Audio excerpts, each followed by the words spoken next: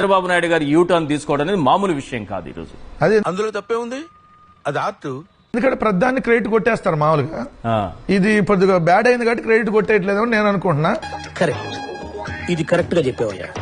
ఒక రోజులోనో 2 రోజుల్లోనో అది పూర్తయి ఉంటే మా సొరవే రామ్మోహన్ నాయుడు గారికి వెనక లొకేషన్ ఉండి నెక్కి ఎలా చేయాలో ఇండిగో వాళ్ళతో మాట్లాడాను వెనక నుంచి 2 రోజుల్లో కానీ క్లియర్ అయి ఉంటే నేనేంట్రా ఇలా దొరికిపోయాను.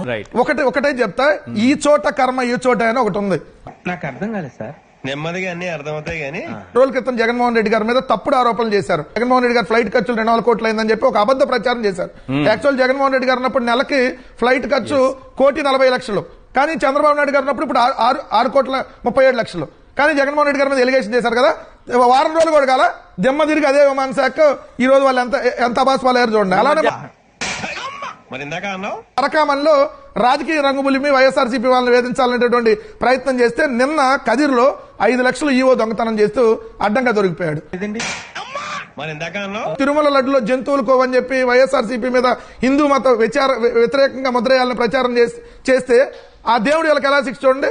భక్తులన్నింటినీ ఈ రోజు గోవులు చనిపోవటం, భక్తులు చనిపోవటం, హిందూ మత ద్రోహులు ఎవరనేది ఈ రోజు కళ్ళ కట్టినట్టుగా వీళ్ళు అనేది తెలుగుదేశం అనేది క్లియర్ గా కనపడుతుంది.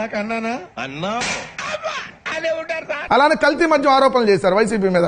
వీళ్ళు కల్తీ మద్యం తయారు చేస్తూ దొరికిపోయారు. సో ఇప్పుడు ఈ చోట కర్మ ఈ చోట అని చంద్రబాబు నాయుడు గారు ఇప్పుడు విత్ ఇన్ ఇయర్స్ లోనే బయటకు వచ్చేసి చూడు చూసుకో.